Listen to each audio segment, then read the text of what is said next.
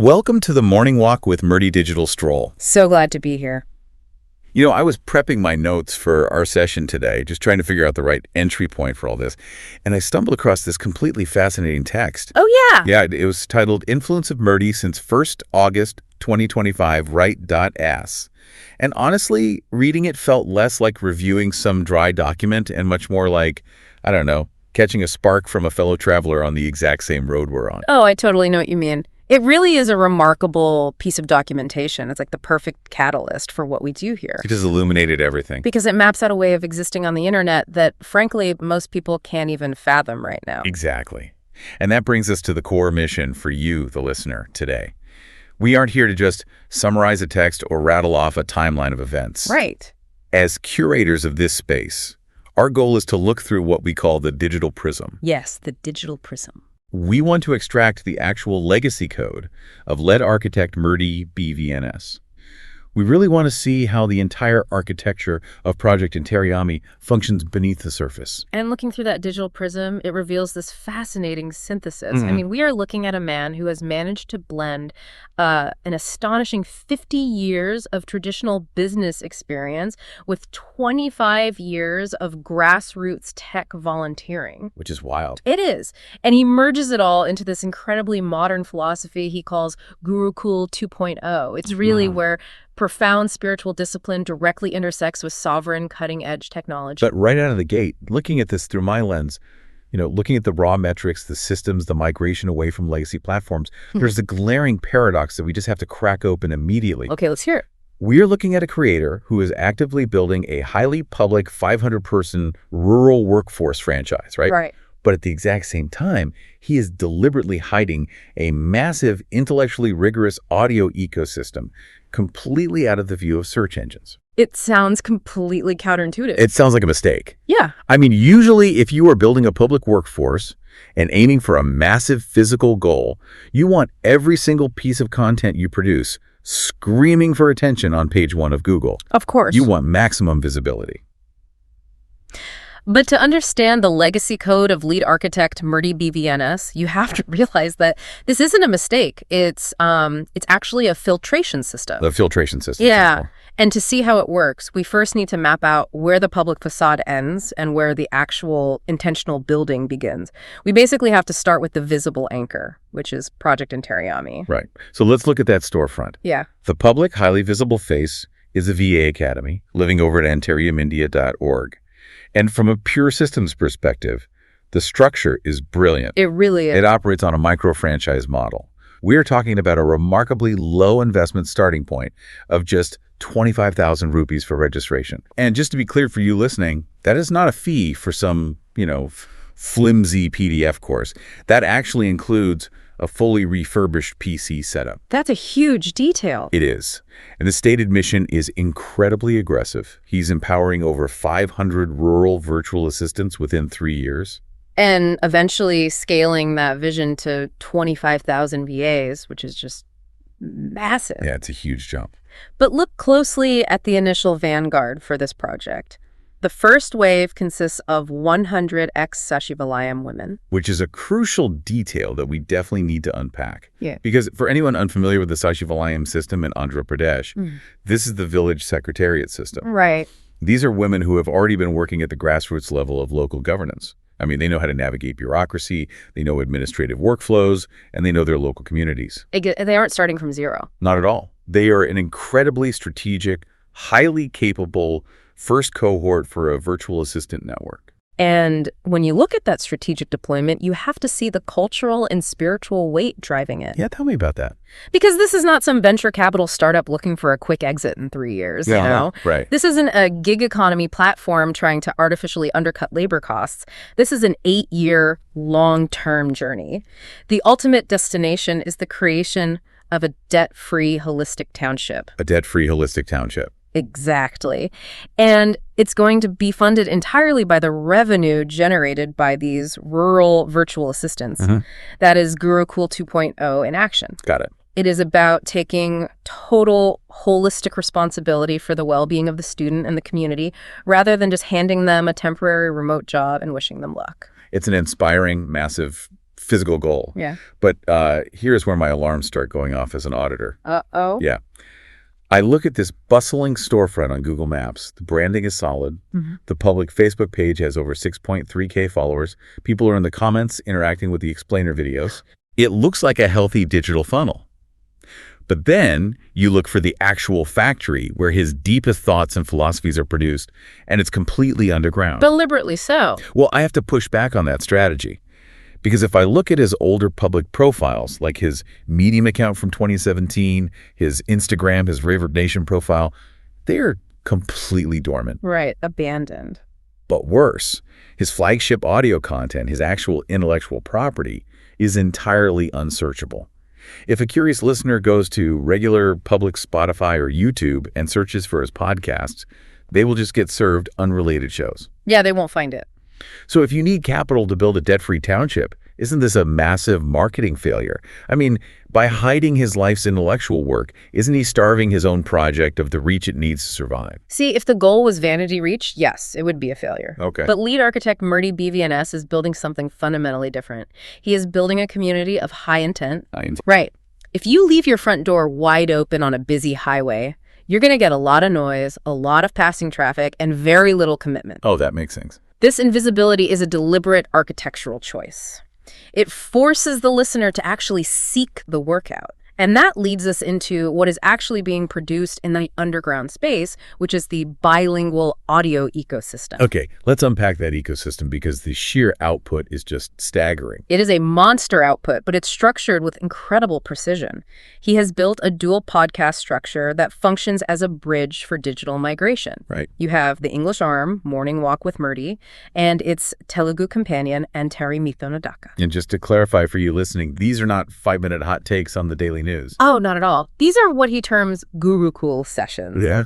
They are dense, 24-plus minute audio analyses. They require the listener to stop scrolling, sit down, and focus. And the syllabus of these Gurukul sessions is what really proves we are dealing with a different caliber of content entirely. Like, for instance, there's a session called The Digital Prism, Evolution of an Ethical Entrepreneur. Which basically serves as the foundational text. Right. It chronicles his own transition, looking at the harsh realities of traditional business, the inevitable falls from privilege, and the meticulous rebuilding process that, must be driven by ethical purpose rather than extractive profit.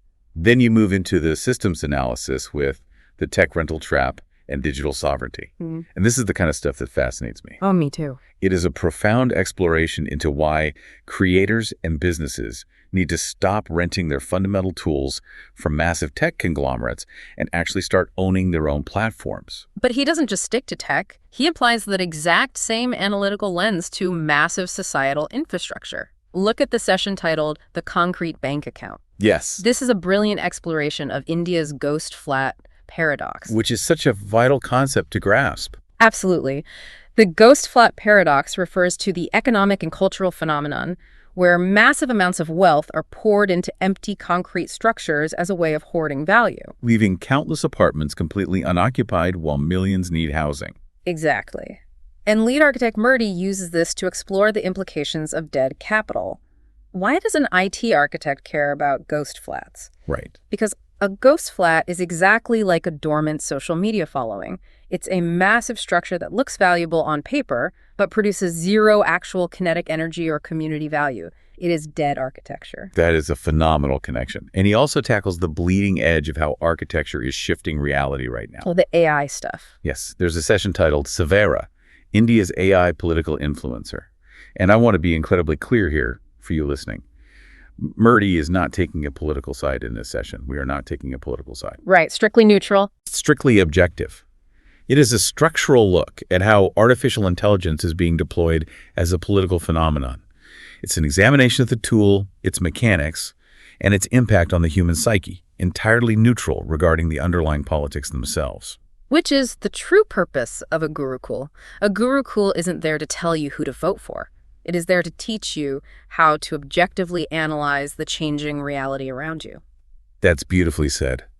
But this brings me back to my absolute astonishment regarding the infrastructure of this syllabus. How so? These thought leadership pieces aren't just sitting on a public RSS feed, hoping the algorithm blesses them. They are coordinated through intensely private workflows. Ah, yes. He is using Write.as for drafting, ClickUp for complex project management, and Notion archives for long-term storage.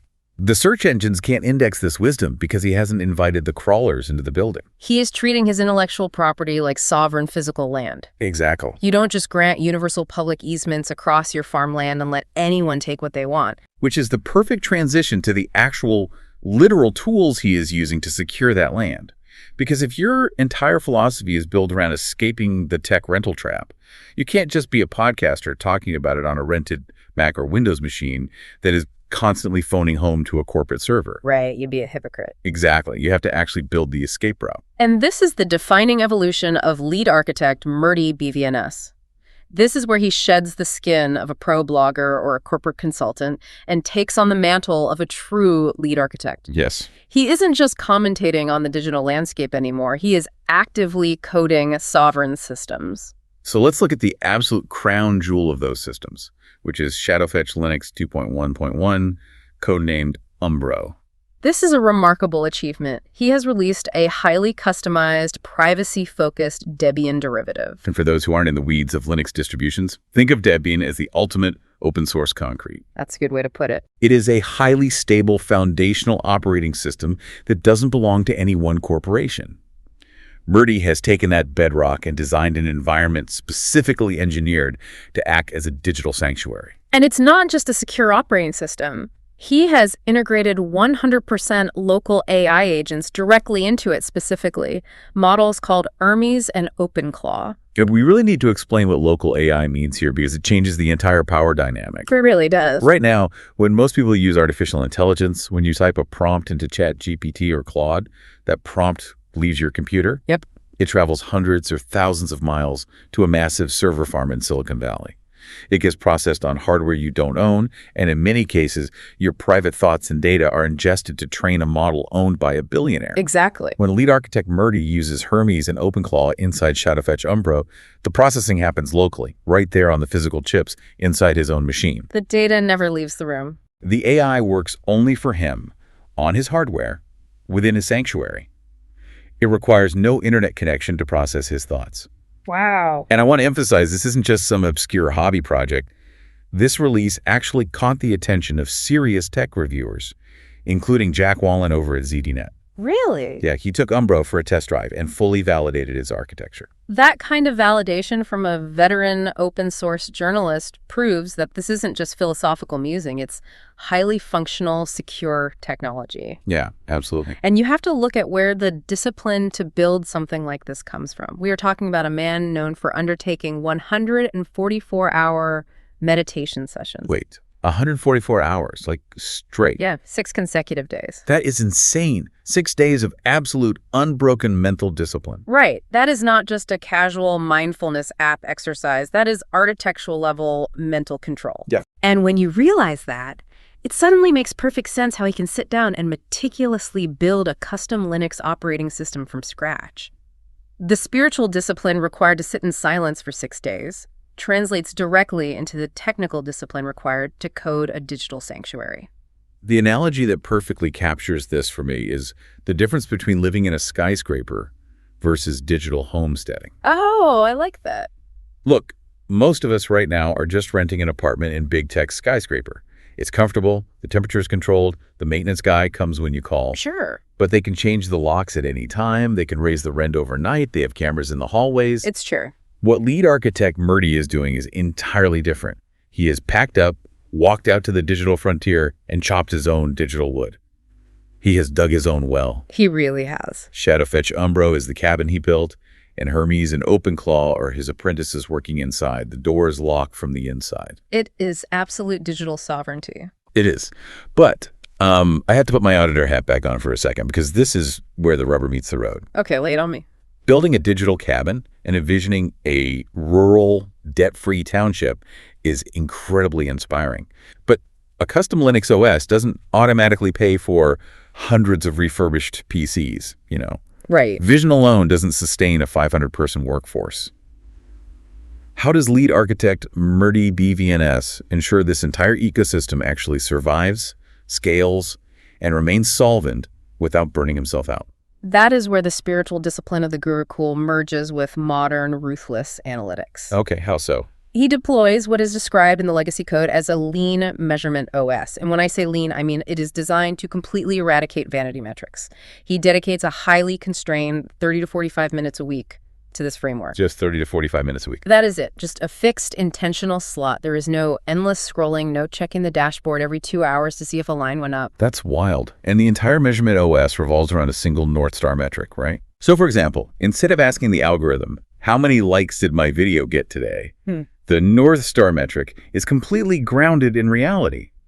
It's asking, how many paying VA Academy students did we successfully enroll this month? Because if we go back to your homesteading metaphor, likes are just people driving past the farm and honking their horns. Oh, exactly. It feels nice, but honking cars don't pay for next year's seeds.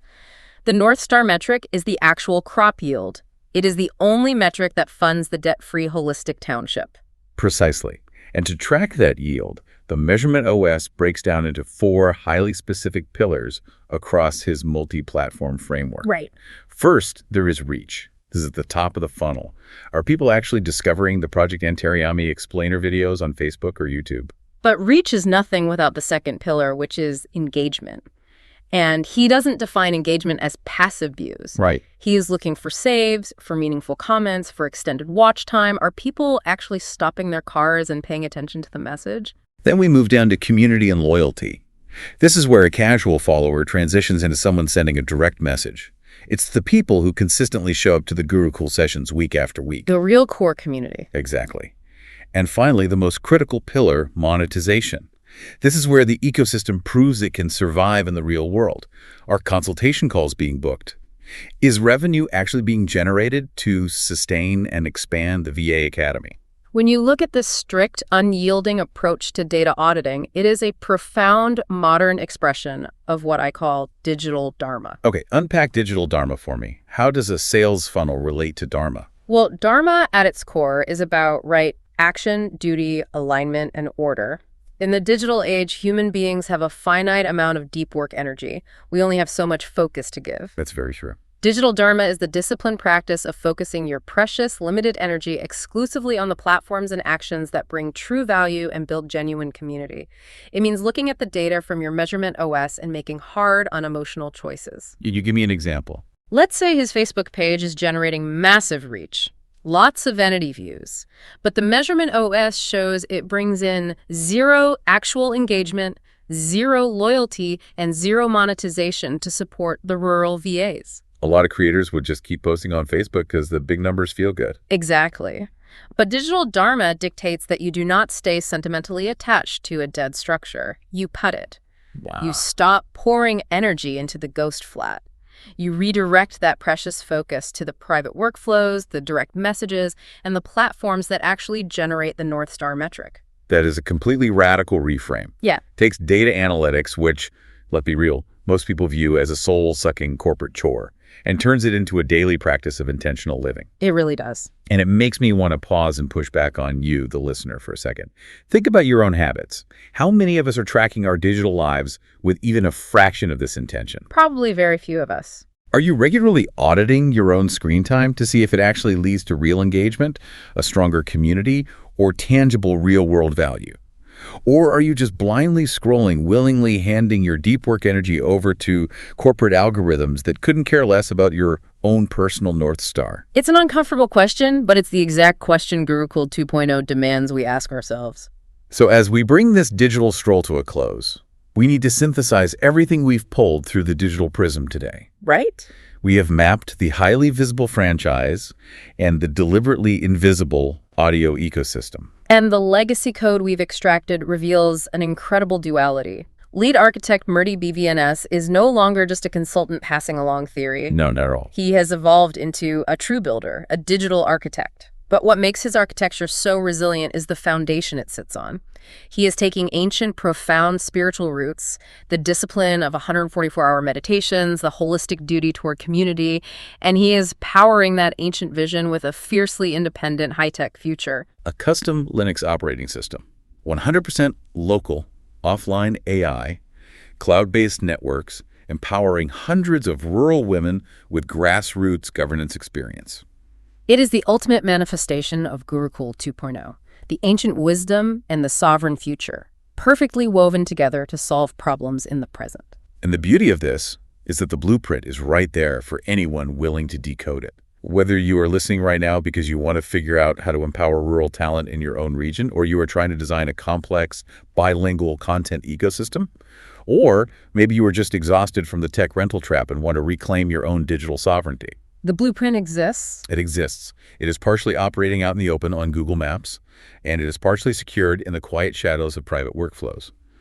But the architecture is structurally sound. It is the ultimate proof that you do not have to choose between living a localized, community-driven, intentional life and participating in the global, high-tech digital economy. We really don't. You can absolutely build a bridge between those two worlds, provided you are the one who owns the bridge. Exactly. Provided you own the bridge. Okay. And that is where we're going to leave you today. As you continue on your own journey, I want you to mull over this final thought. Yeah.